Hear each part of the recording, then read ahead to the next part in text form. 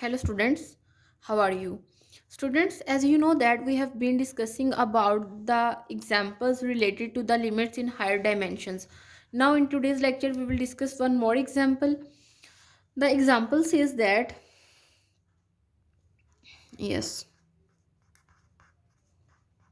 example says that you have to find the limit of xy approaches to, here our x approaches to 1 and our y approaches to 0, and 2xy minus 2y is divided by x square plus y square minus 2x plus 1, and we have to show that the limit of this function at that two particular points does not exist.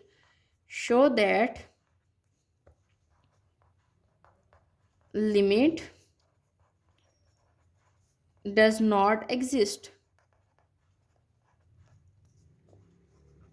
Okay students, now students, as I have already discussed while we are discussing about the curves, then we have two possibilities. Either we can approach a particular number from a left side or a right side, but when we come across the surfaces, then we have an infinite number of ways to find a limit of a particular point. So it is little bit difficult for us to find, in fact to find infinite number of paths is impossible for us. Okay, we can search for just 2 to 3 paths, but here the procedure is easy. You have to check the limit does not exist.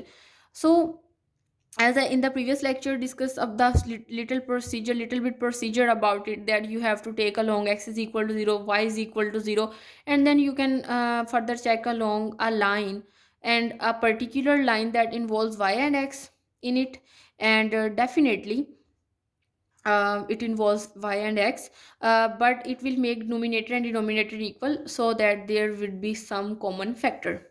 Okay, now students, as you know that here our x approaches to 1 and y approaches to 0. Now if students I take it along y is equal to 0, now you know that our y is equal to 0 along x-axis, so our limit will approach 0 along x-axis, and if we substitute y0 here, then we will get 2 times 0 is divided by x square plus 0 square minus 2x plus 1, and if we simplify it further, then we will get limit x approaches to 0 0 by x square minus 2x plus 1, and here it would become equal to 0. Now you know that here, because of the numerator 0, our function get equal to 0, not in the denominator, because after that it would become undefined and you have to search for some other method. Okay, now as you know that here our x approaches to 0, and in the previous lecture the example we have discussed, we have taken along x is equal to 0, but here we will take along x is equal to 1. Now students, if we take it along x is equal to 1, then our limit y approaches to 0.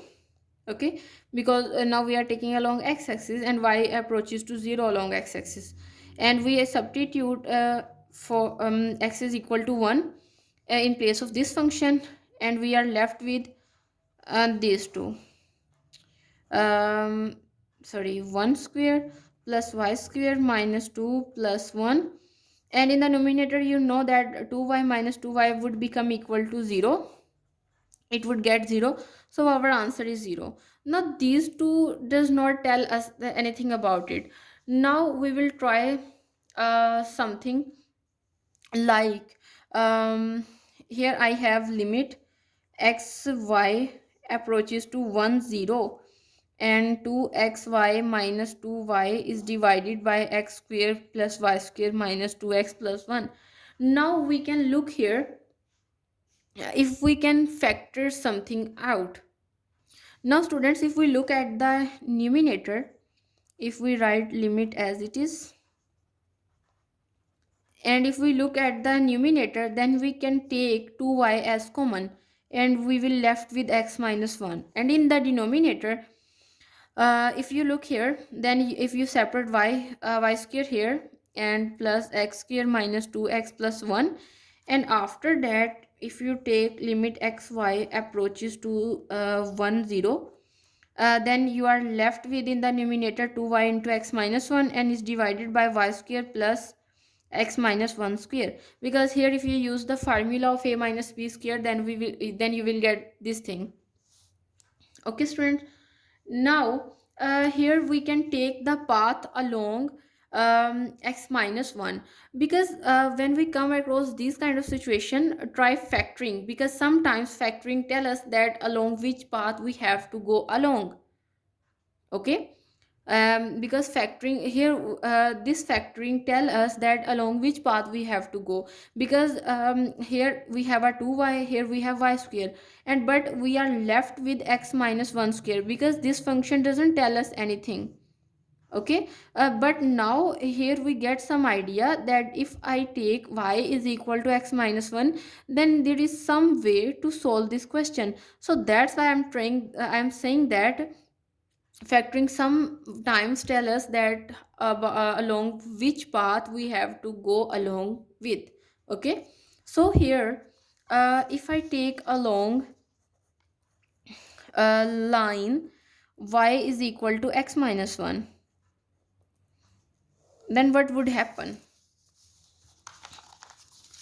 Along line y is equal to x minus 1, then you have to substitute here limit xy approaches to 1, sorry, as we are taking along y is equal to x minus 1, now our y will approach 0.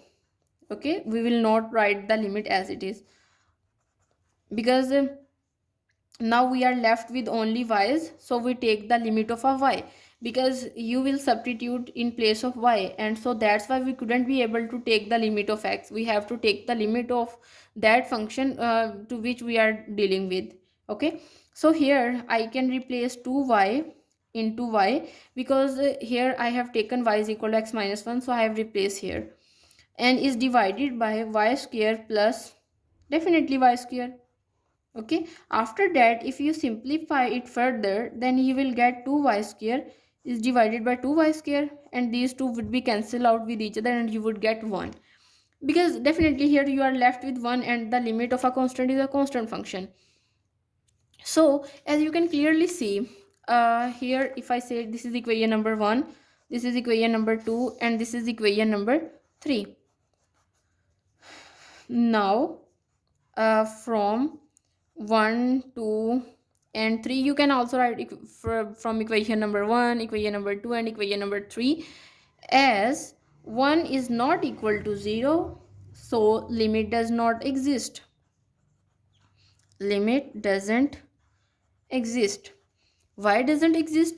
Because when we try along the path y is equal to 0 and x is equal to 1, then the limit is 0. But when we try to find some other path along which we can approach that particular limit, then we see that we come across a situation where our limit differ from the previous ones, and that's why here we can say that the limit does not exist. Now students, this is all about today's lecture. See you next time. Thank you.